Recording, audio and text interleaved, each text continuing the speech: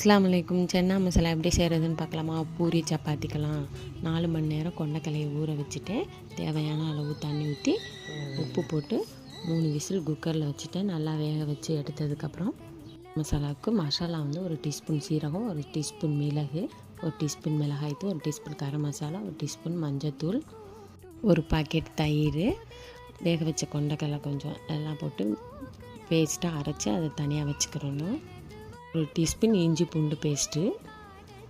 தாளிக்க தேவையான அளவு எண்ணெய் ஊற்றி 1 ஸ்பூன் சோம்பு, 1 பட்டை, 1 பிரிஞ்சி இலை, 2 கிராம், 2 ஏலக்காய் போட்டு தாளித்து 3 பெரிய வெங்காயம் நல்லா வதக்கிட்டு தேவையான அளவு உப்பு போட்டு 1 பெரிய தக்காளி நல்லா வதக்கிட்டு நம்ம அரைச்சி வச்ச பேஸ்ட் அதை கொட்டி தேவையான அளவு தண்ணி ஊற்றி நம்ம வேக வச்ச கொண்டக்கலையும் அதில் கொட்டிட்டு நல்லா கொதித்ததுக்கப்புறம் மல்லித்தலை போட்டு கஸ்தூரி மேத்தி போட்டு இறக்கிட்டால் சூப்பரான சென்னா மசாலா ரெடி. இப்படி ஒரு முறை ட்ரை பண்ணி பாருங்கள்.